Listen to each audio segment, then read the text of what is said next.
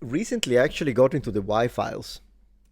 I mean, of course, I was aware of the channel before, and I watched a few episodes. I even made a reaction to an episode of them, or a response. In fact, it was before I was even doing reactions, while I was disagreeing with some of the points. But in general, I really like the presenter. I think it's really fun, and the fish. So recently, I started watching some of their videos, and it's really entertaining. There is a lot of stuff about aliens, by the way, like a lot of stuff about aliens. While I do find aliens... I'm now a socialist. This guy's such a troll. Anyways, yes, they have a lot of stuff about aliens, and it's not occasionally I'll watch it because it's fancy. I mean, I don't watch as much alien stuff, to be honest. I prefer other kind of topics. With that being said, they made this video, this one here, proving Atlantis. Man, that's gonna take a lot of work. The megalithic yard mystery. I'm curious. Let's check it out. This episode of the Y-Files is brought to you by Cake Wallet. Thank you. Thousands of years ago, prehistoric people dragged massive stones for miles. They arranged them in patterns across Europe, standing in circles, forming rows. These monuments puzzled researchers for centuries. Then came Alexander Thom, a Scottish engineer, an Oxford professor obsessed with numbers. He surveyed hundreds of ancient sites, measured every stone, calculated every angle, and found something impossible. A single unit of measurement, exactly 2.72 feet. This wasn't random. The same length appeared everywhere. Really? At sites separated by thousands of miles, built across thousands of years. Thom called it the megalithic yard. Archaeologists called it nonsense. Stone Age people had no writing, no metal tools, no advanced mathematics, but the number appeared everywhere. That's interesting. Maybe it's some kind of mechanical advantageous function of that specific measurement. So even if you can't measure it to that precision, if it's something that works, it could be coincidentally discovered by several cultures over a very large span of time. Because do remember that when we talk about the prehistoric period, it makes civilization and history look like nothing, like this, a snapping of fingers. Because, you look at 10,000 years of civilization, and 10,000 years sounds like a long time, but then look at how long the prehistoric period was. We're talking hundreds of thousands of years. So, of course, over an incredible long, and in fact, it could go back to millions of years if you consider, it kind of depends on what you include in there when it comes to hominids, for instance. But yeah, so over an enormous amount of time, it just makes sense that people got really good at working with stone, since that was their technology.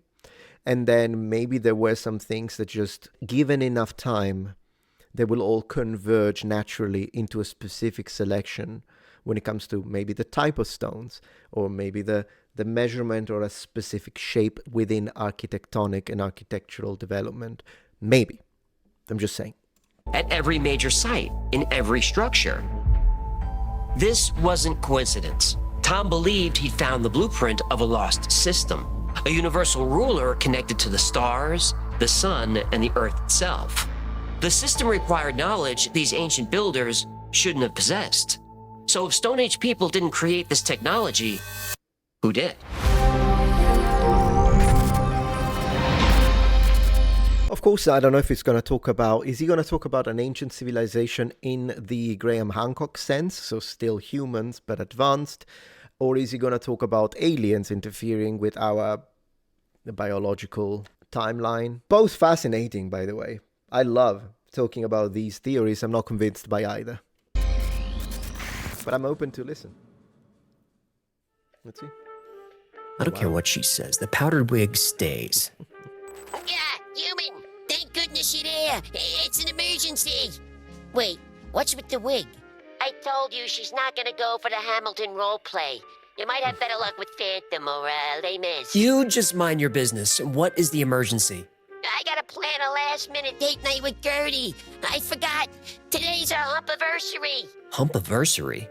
Yeah, to celebrate the first time we... No, I don't want to know. Just what do you need me for? Yeah, I need to buy a candlelight dinner for two, hoof wax, 3 hours on a hot air balloon, and a bottle of 2016 Chateau Freaking Lafite love the- Rothschild. Chateau Lafite It's Rothschild. a red Bordeaux wine. I know what it is. You still haven't answered my question. What do you need me for? I need you to pay for it. And there it is. Wait, hear me out. Gertie and I share a bank account. If she sees the charges, she'll know I slipped my noodle, and I'll be in Dutch for a month. The She fish watches at the point. account that closely? Oh, Yep. yeah. She may have the hump of an angel, but she's got the eyes of a falcon and ears like an unsanctioned NSA eavesdropping program.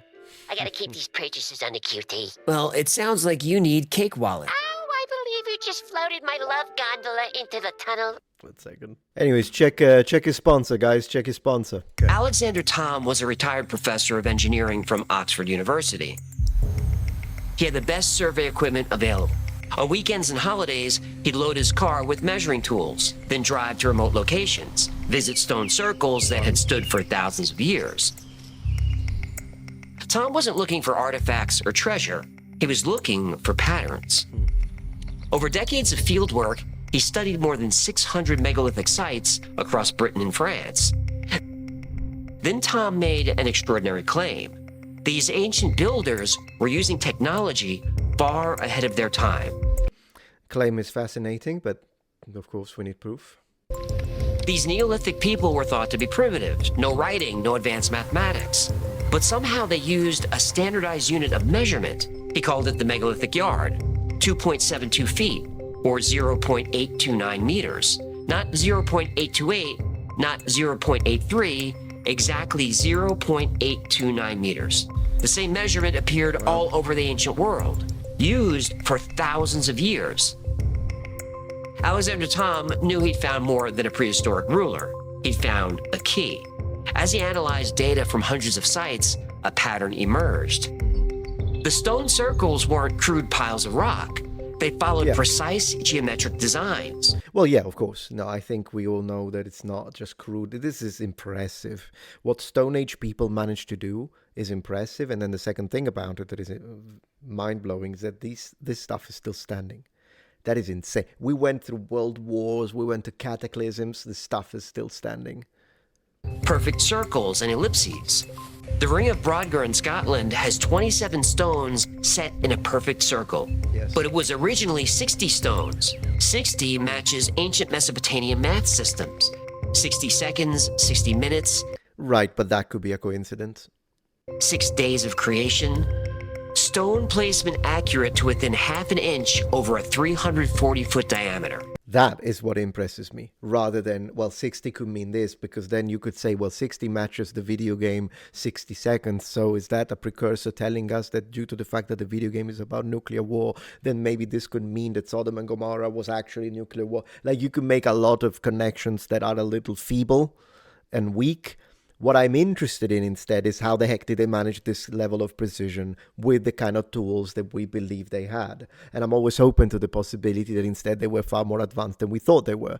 I personally wouldn't add the aliens, but if you could prove the aliens, then I would be the first one to be like, man, that's amazing. And as I say, mine, when it comes to aliens, if that's where he's going, is not a 0%.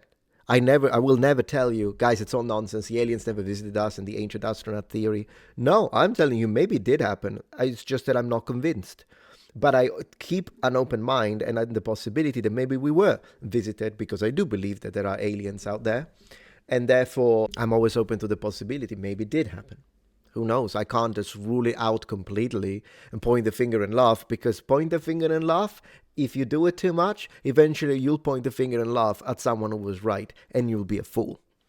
Modern surveyors with laser equipment couldn't do better. This wasn't primitive work. This was advanced engineering. The perimeter of the Sarsen Circle at Stonehenge measures exactly 120 megalithic yards. The width of each stone is 2.5 megalithic yards. These aren't rough estimates. These are exact values. Thom found the same geometric principles occurring again and again.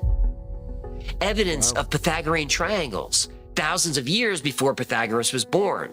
They were encoding mathematics into the landscape, using the megalithic yard as their standard unit. This kind of can, of course, this is more impressive, but also do imagine the astronomical understanding of the Egyptians. So, I mean, ancient people definitely knew more than we give them credit for. But these weren't just monuments, they were machines. Giant instruments built of earth and stone.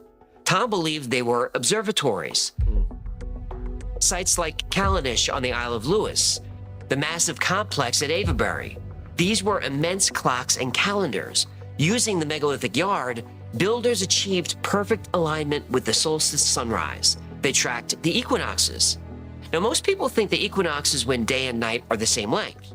Well, that's actually called the equilux, which happens a few days before. The equinox is when the center of the sun crosses the Earth's equator. Stone Age people aren't supposed to know what the equator is. Some sites were precise enough to predict lunar eclipses. They even tracked the moon's maximum northern and southern positions. This is almost a 19-year cycle.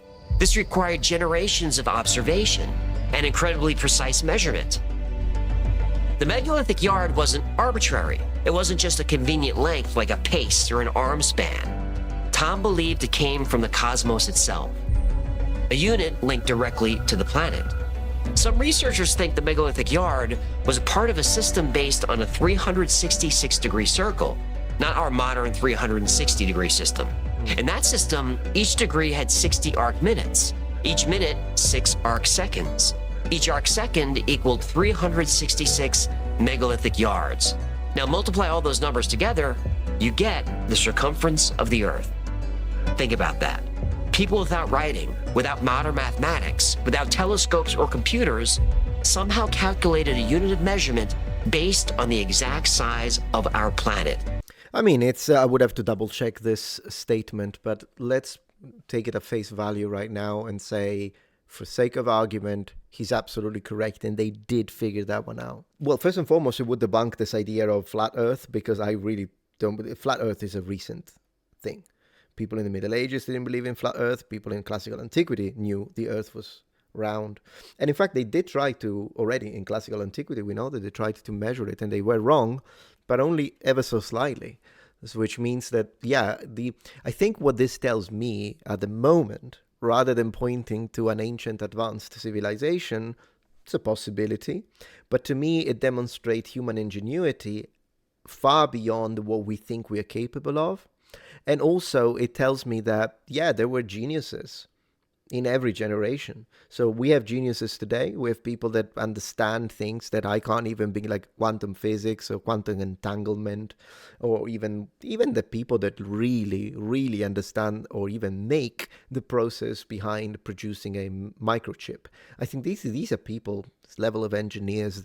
There are people on this planet right now that are so much more intelligent than me and you statistically, or maybe you are one of these people watching this. So this disparity in general intelligence between individuals of the same species is a fact, and we are still the same people biologically, Homo sapiens. So it makes sense that people that were this smart existed in the Paleolithic. And so even if they existed then, you'd be like, yeah, but what would they do? Well, yeah, probably this kind of stuff. Like the average Joe in the Mesolithic is going out hunting, and he's really good at doing that. But the super smart people are probably doing these kind of calculations and these kind of megalithic construction, because they still existed. And what are they going to do with that intelligence? They're going to use the tools they have at their disposal to innovate, invent, and create in this way. And as a religious man, to me, intelligence is, of course, something we take from him, God, and it's also kind of our birthright in a way, our ability to create, because he is the creator. So to invent, it's a little bit of a manifestation of who we are the children of. But I'm not going to go into doctrine. It was just a little thing that I wanted to add there. Thousands of years before we had accurate ways to measure this. Geometry, astronomy, mathematics. This wasn't superstition. This was science. Yeah. These ancient cultures weren't in contact with each other, but possessed the same ancient knowledge, which could mean only one thing. The knowledge came from a single source. Not necessarily. It's not true that it can only mean one thing. It could mean this. This is a possibility. But there are also other possible explanations, like what I was mentioning. Given a very long period of time, you could have a phenomenon whereby if a certain group of people move towards looking for a certain discovery, eventually they will converge all into one singular point, which is the only correct result of such an endeavor.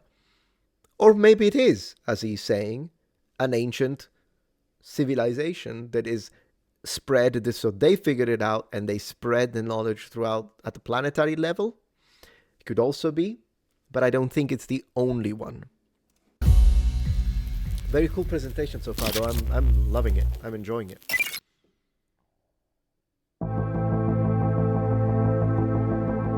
Very cool. This lost science, this cosmic blueprint etched in stone, presented archaeology with a big problem. Amazing script. How did this knowledge spread? Yes. We're talking about hundreds of sites, from the Orkney Islands north of Scotland, down through England and Wales, across the Channel to Brittany and France.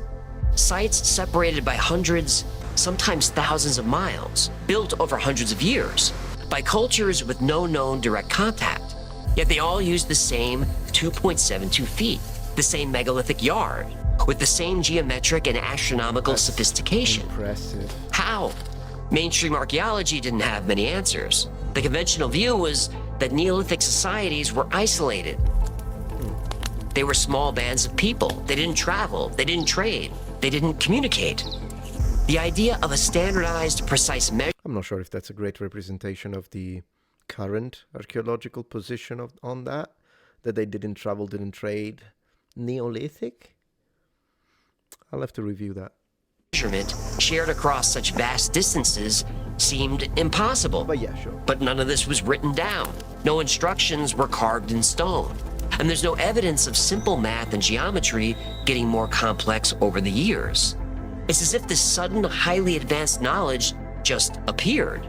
And once this knowledge arrived, it was all over Europe. Then researchers started looking for evidence of the megalithic yard in other parts of the world. Now, they were mostly looking for ways to disprove the yard. Instead, they found more evidence of it. The ancient Egyptians used a remen, which measured 14.6 inches. Now, if you make a triangle that is 1 remen wide and 2 remen tall, the diagonal or hypotenuse is 32.6 inches. That's exactly 1 megalithic yard. Again, calculated using the Pythagorean theorem thousands of years before he discovered it. Make a triangle that's 1 ancient Sumerian cubit wide and half a cubit tall, you get 1 megalithic yard. Other measurements from ancient Mesopotamia also hint at a common base unit and Pythagorean triangles. It was like finding fragments of the same ancient system scattered across the globe, remnants of a once universal language of measurement, a language that predated all known civilizations. This raised a fundamental question. Did independent cultures independently arrive at the exact same unit of measurement? That would be my theory, yes. Highly unlikely. Did knowledge slowly spread through undocumented contact over generations? That's also a theory that I'm willing to accept. But personally, the previous one is the one that he says it's highly unlikely. But is it though? Because one thing I wanted to say, when we consider the fact that we don't have much, for example, we don't have proof of a slow increase of understanding of mathematics and geometry over time. Right, but that's because this is the prehistory, so nothing was written. Therefore, it's extremely difficult to have any form of information and knowledge of such. But do remember, the spans of time are insane. So once again, obviously, if we look at something that happened 5,000 years ago is one thing. If we look at something that happened 150,000 years ago, it's going to be a lot harder to find evidence to demonstrate any theory. And that is important. These two are not equal. And it's important to underline that. Maybe there was some proof. Maybe we have to rewrite history in the sense that history began a lot earlier than we think. But the recorded history, the written information was lost. And so we can't call it history because we don't have proof of a writing system to remember. That's the difference between history and prehistory. Prehistory, it's not written. There is no written record. That's really the only qualifier. Possible, but hard to prove. Or did it point to something more profound? evidence of a common origin, a shared, older source culture. The similarities across cultures were too strong to ignore. Sure. Egypt, Britain. The pattern pointed to a global system, a system inherited from a civilization that came before them all. A civilization that understood cosmic cycles, that possessed advanced mathematics, that spread its knowledge across the ancient world. A civilization wiped from history, leaving only echoes of its knowledge. A civilization encoded in stone, preserved in the dimensions of sacred sites. A civilization hidden in plain sight for thousands of years. A civilization like Atlantis. The quality of the script writing is really high, and I love him as a presenter. Fragments of an ancient measurement system found across continents, linked by mathematical principles that shouldn't exist. A civilization like Atlantis seemed like a ridiculous explanation, but Alexander Thom was just following the evidence. He wasn't searching for myths or legends. He was an engineer. He didn't believe in magic. He believed in math, in numbers, in patterns that couldn't be dismissed as coincidence. He spent decades mapping megalithic sites.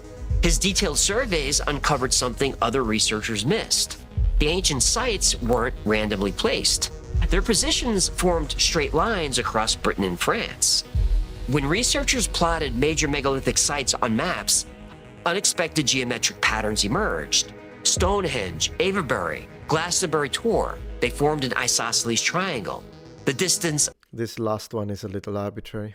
of the long sides, 19,000 megalithic yards exactly. And the angles between them are 23.5 degrees. That's the same angle of the Earth's axial tilt. The ring of Brodgar, Callanish, and Maes Howe created another perfect triangle whose size could be measured in perfect megalithic yards, not in fractions. How are you choosing those sites specifically? Because you could manufacture that triangle depending of, it's a matter of exclusion and inclusion of sites that you think are worthwhile or relevant. So that one is a little bit of a subjective measurement, subjective. Of yards in whole numbers, and the angle in that triangle is 27.5 degrees. That matches the moon's lunar standstill angle. The Rollright stones, Arbor Low and Stanton Drew, form a megalithic yard triangle containing the angle 43.2 degrees. 43.2 and 432 appear everywhere from Norse mythology to ancient Egyptian architecture, specifically the Great Pyramid. Other sites revealed similar geometric relationships, sites separated by mountains, by water, by huge distances, yet maintained mathematical connections with each other. The strangest triangle connects three sacred sites, Stonehenge, Silbury Hill, and Old Sarum. The sides form a 3-4-5 Pythagorean triangle, perfect proportions, perfect whole number megalithic yards on all sides, a perfect right angle. It's the foundation of all architectural design. I wonder how because when you say perfect, I think this could be a little misleading. What I mean by that is which specific, if we are going into perfect mathematically, so centimeters are going to count. Where are you putting the point? I get it that you put the point on the map, but you have a lot of space for adjusting there. If you really want to show that mathematical perfection, you can literally move it a little bit, and then you're like, yeah, it's still on the site. Yeah, but which area of the site are you now colliding with? Like with a map, it's actually, believe it or not that difficult to make it align. It's similar with the Bavol theory of Orion and the mapping with the pyramids. It really depends where you place those points on a map, and then versus the physical reality of the site. So I'm not convinced by that one. Neolithic builders were using this principle thousands of years before the pyramids were built in Egypt, and they were using it at a landscape level, over miles of terrain. These alignments weren't visible from the ground. They can only be seen from high above, very high, from high in the atmosphere, or from orbit. How did ancient people know these perfect alignments without aerial surveys, without satellites, without flight? The engineering required to do this wasn't just impressive, it was impossible. at least for Neolithic people with simple tools. The margin of error was smaller than the width of a human hair, but the sites maintained this accuracy over distances of hundreds of miles, over uneven terrain, over rivers and valleys. Even modern surveying equipment would struggle to achieve this. These discoveries were revolutionary, but the academic establishment was not impressed. The findings were uncomfortable. Traditional archaeology couldn't explain them. Tom's work was dismissed and ridiculed. He was marginalized. But the numbers didn't lie. The alignments were real. The cosmic connections were real. The ancient builders weren't just placing stones randomly. I personally hate it, by the way, when academia does that. If you think that a theory is wrong, stop with the name calling. Right, Flint? They were mapping something flowing through the earth. If you have the science on your side, prove it with science. Stop with the white supremacist everything. Am I right? Alexander Thom didn't have the technology to detect it, but now we do. Okay, cool. Let's see. Critics of the megalithic yard focused on margins of error, but Thom saw more than numbers in the stones. He saw intention, design. Yeah, sure. The megalithic builders weren't just placing stones randomly. They were mapping something flowing through the Earth's crust. These invisible pathways connecting ancient sites weren't just imaginary lines on maps. They were something real. I wonder what they're there for. Granted for a moment that let's say that they did do this to create these triangles. What are they there for? What's the purpose of building? Okay, we need to build one site here. The next one needs to be over there precisely because of these mathematics that we can figure out, or because of this observation from the orbital mothership of the aliens. But why are they doing it? What are they achieving? Apart from showing off, look what I can do, what are these things achieving is what I struggle to understand at this point. Something physical, something measurable. In 1921, amateur archaeologist Alfred Watkins noticed ancient sites formed straight alignments across the British landscape. He called these paths ley lines. Watkins saw them as simple trade routes, old roads connecting sacred places. But decades later, researchers found something stranger. Something like this happens with temples and structures and churches dedicated to Saint Michael, which overlaps with Apollo, by the way. That one is actually an interesting one that I looked into at one point. Didn't just connect sites. They followed Earth's magnetic field lines. They tracked underground water sources. Wow. They aligned with natural fault lines in the Earth's crust. The Earth isn't solid rock all the way through. It's a dynamic system. Molten iron core, magnetic field, tectonic plates, currents flowing beneath our feet. Modern instruments detect subtle electromagnetic fluctuations along these ancient alignments, places where the Earth's natural energies concentrate, flow, and interact. What if the megalithic yard wasn't just about measuring distance? There you go. What if it measured wavelengths, frequencies, energy patterns in the Earth itself? But here's the thing. Here's my comeback to that. It's interesting, but one, if this is a prehistoric civilization that figured it out somehow, what are they going to do with that? Why are they building all this to measure these, whatever he said, electric energy source, whatever? What are they going to do with it? They have Stone Age. They don't need it. There's no need to, like, it would be like, oh, but you can calculate magnetic fields. Right. But they don't have like computers and stuff. They're not going to be able to, what do they need it for? If any civilization invests monumental numbers of resources and manpower into the building and construction of something in order to gain a resource, what are they going to do with that resource? Needs to be at the beginning of the project, not at the end.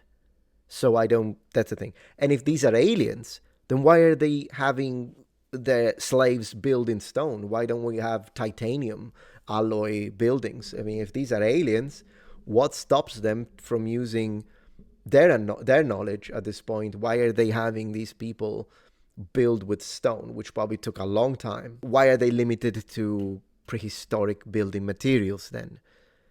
That's my question to this. Some researchers believe megalithic sites were built where these natural energies peak.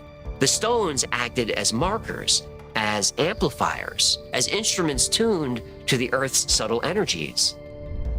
Scientists at Edinburgh University found that stone circles often sit above underground streams and geological fault I can lines, see that. places where Earth's magnetic field shows measurable anomalies. The megalithic yard could have been derived from these energy wavelengths, a unit calibrated to the planet's natural resonance. Ancient cultures around the world spoke of invisible energy lines. Chinese feng shui mapped dragon currents flowing through the earth. Australian Aborigines followed song lines across the continent. Native Americans built on power spots where the earth's energy was strongest. Same concept, different names. The megalithic builders may have been tapping into these currents, using stones to mark them, channel them, maybe even harness them for purposes we still don't understand. And that's the problem. We need to know these purposes. So hopefully we can find something, because without the purpose, it becomes irrelevant at this point, unless we can motivate it. So I'm not denying it, but I'm saying, well, what would be the purpose of this? Okay, this is a spot with the energy of the earth. Fantastic. What do you do with it now?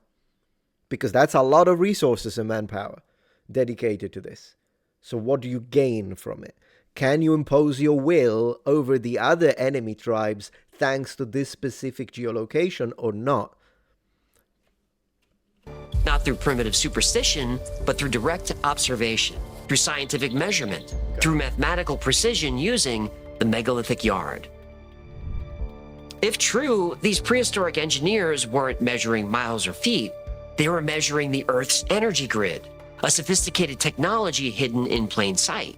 Monuments built as instruments tuned to the planet itself. Others point to the acoustic properties of these sites. Stonehenge, Newgrange, Karnak, they create unusual sound effects, standing waves, resonant frequencies. A drum struck at certain spots in Stonehenge creates vibrations that match the site's key measurements in megalithic yards. The correlation is mathematical. It's precise and deliberate. The megalithic yard is 0.829 meters. Doesn't make a causation though. A strange number, unless you start thinking in terms of harmonics. A 0.829 meter wavelength is 413.6 hertz. That's very close to the G sharp note just above middle C, a harmonic tone. That sounds like a coincidence to me. As we've covered before, many sites, including the Great Pyramid of Giza, resonate around harmonic frequencies. Stone chambers can amplify these frequencies. The precise geometry of stone circles, potentially laid out using the yard, might have created powerful acoustic chambers. What's interesting is hearing these sounds in the center of the circle of stones. Today you can still hear some echoes. So you hear the birds calling, or if you clap your hands, or if you play a musical instrument, you hear quite a subtle echo. But if you're listening, it is clearly there. Think of how sound behaves in a cathedral or specially designed concert hall. Yeah. These ancient sites, built Okay. with massive stones positioned according to specific measurement, could have resonated at specific frequencies when exposed to wind, chanting, or drumming. Yeah, I can see that for performance, ritualistic. But then again, we were talking about, well, I can see how you could still call it a science, even though that might be for mystic or mythical reasons. Archaeologists generally agree that Stonehenge was some sort of temple aligned with the movements of the sun. It's possible. But a research team at the UK's University of Huddersfield believe its stones might also have been positioned to create acoustic effects. And when you clap your hands, sound leaves your hands, goes off, then it hits all the stones in the circle and comes back. And because I'm right in the centre, there's a bit of a focus. And we know that frequencies affect the human mind. They can induce altered states of consciousness. And the megalithic yard has another dimension. It might connect to human biology. The number 2.72, or more precisely, 2.718, is the mathematical constant E, Euler's number. It's one of the most important numbers in mathematics. You know what the problem is with this though? Is that I can take any number right now. I'll take number 337, and then we'll find something. If we Google it, we'll find something. This battle happened. Well, then maybe there is a connection to this other thing that happened in 337 on another, or maybe there is a connection to the number of bricks on this building, whatever, on this mountain, and then we can connect. You can do a lot of connections like that. And a lot of the times there is no connection. It's simply that the vast number of numbers that you can connect to something is so big that you could literally do this for an entire day and always come with possible correlations. It's the base of natural logarithms, found everywhere in nature. The growth patterns of shells, the unfurling of leaves, the distribution of prime numbers, even the way nerve signals travel through your body. It's a fundamental constant of reality. And the megalithic yard matches Euler's number.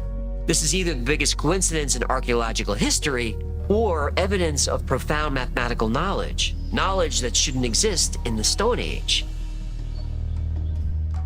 And then there's the most radical idea, that the megalithic yard wasn't developed by Neolithic humans struggling with basic survival, that it's a remnant, a piece of inherited knowledge passed down from a much older, far more advanced civilization that disappeared long ago. Survivors of a great flood, like Atlantis, Mu, Lemuria, or maybe the great builders of Tartaria, or maybe visitors from somewhere else. Visitors who came to Earth and gave primitive humans a gift, a number, a literal universal number that allowed humanity to take a great leap forward. The megalithic yard can be found everywhere you look for it, in stone, in the sky, running through the earth. It's a number that wasn't just used to measure distance, but was a key related to frequency, vibration, sound, gravity, and consciousness. It's a number that seems to be connected to reality itself. As usual, I can't deny it. I can't say, no, it didn't happen, that the aliens did that. But once again, we go back to purpose. Why did they choose that and not any number of other things? Why did that number? But then again, you could come up with an answer to say, oh, maybe we don't understand it because they're so advanced that it's beyond their ability to comprehend. Which is why I'm not going to speculate onto the whys an alien race would specifically choose to give that as opposed to other things. I'd be more interested in seeing if we can see some other evidence that is a little bit more concrete. Fascinating episode, though. Ancient builders tapping into fundamental constants of the universe, encoding secrets in stone circles using a single precise unit. A unit rediscovered thousands of years later by a persistent Scottish engineer. It's a great story. But is it true? Yeah. Alexander Thom made a good case. But the better our technology gets, the more precisely we can measure things. So does Thom's theory hold up today. Thom claimed his unit, 2.72 feet, was used with remarkable precision across hundreds of sites. But later researchers applying more modern methods disagreed. Archaeologist Clive Ruggles said Thom's analysis suffered from selection bias. I love that he shows you both. That's why I like the Y-Files, because he presents both sides and then at the end of the day lets you choose what you want to believe. Now, it's very documentary style and whatever. Some people like it, some people don't. But I do appreciate it now as showing the people that disagreed with it. That's pretty cool. Focused on sites and measurements that fit his hypothesis while overlooking others. We see this with every urban legend, every paranormal or UFO story. Yeah. People cherry pick the facts that support their story and ignore everything else. Selective bias. Like the triangles. If you connect enough sites, you'll be able to find triangles with right angles. But none of the triangles are as perfect as Thom claimed. Most ancient sites don't use the megalithic yard, but some do. Thom focused on those. Yeah. The rest use measurements close to a megalithic yard. But close only counts in horseshoes and hand grenades, not when trying to explain a universal cosmic numerical constant. True. That kind of number should be consistent. It's not. Then there's the lack of direct physical evidence. We have examples of ancient Egyptian cubit rods. We have Mesopotamian weights and measures. But despite decades of searching, no one has found a Neolithic rod clearly marked with a measurement of a megalithic yard. Yeah. So if not a precise standardized yard, why did Thom always record measurements of about 2.72 feet? Well, there are simpler, less exotic explanations. The length of 2.72 feet is very close to a comfortable step, especially for measuring ground. That's how we'd measure the backyard for football. We'd walk and count our steps. The yard might be nothing more than the average stride length used by builders laying out sites. This method wouldn't create lengths that are perfectly uniform, but since humans are pretty much the same size, the length of their stride is pretty much the same length. This would result in measurements clustering around an average that Thom later identified as the yard. And that would be interesting because the constant would be the species. Tom took tens of thousands of measurements of all kinds of things from over 600 locations. That's a lot of data to choose from. Modern survey techniques like LiDAR sometimes confirm Tom's measurements with surprising accuracy. Other techniques show subtle variations he might have missed. Honestly, the whole picture is complicated. Yeah. But Tom's critics missed something important. The sites were used for astronomical observation. This is fact, not speculation. Multiple studies confirm this. But here's where it gets weird.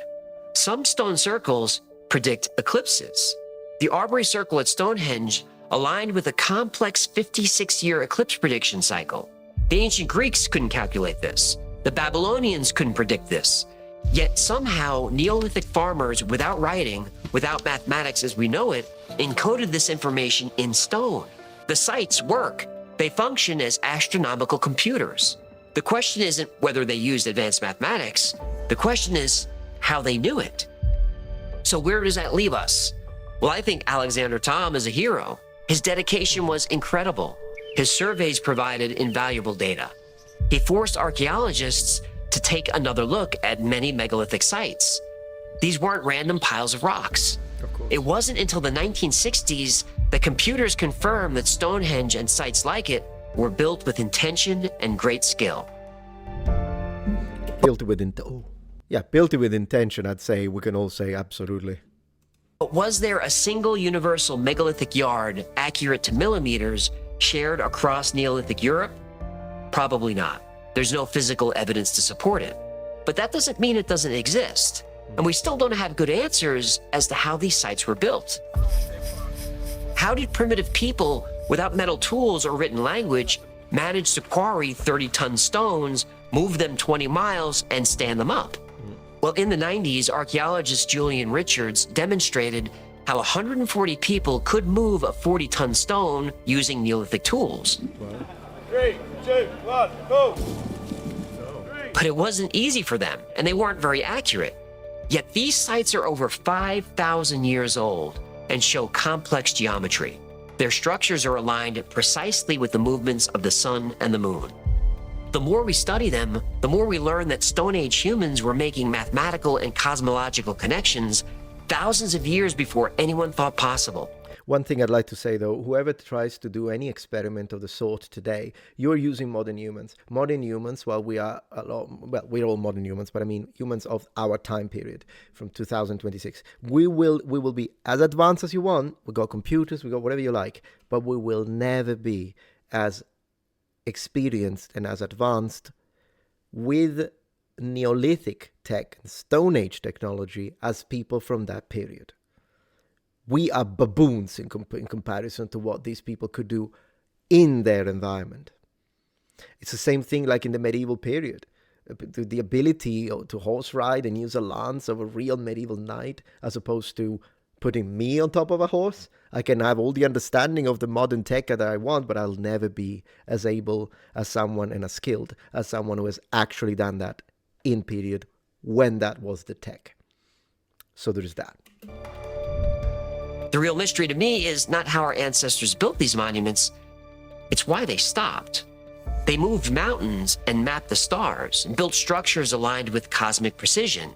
Then suddenly, they didn't.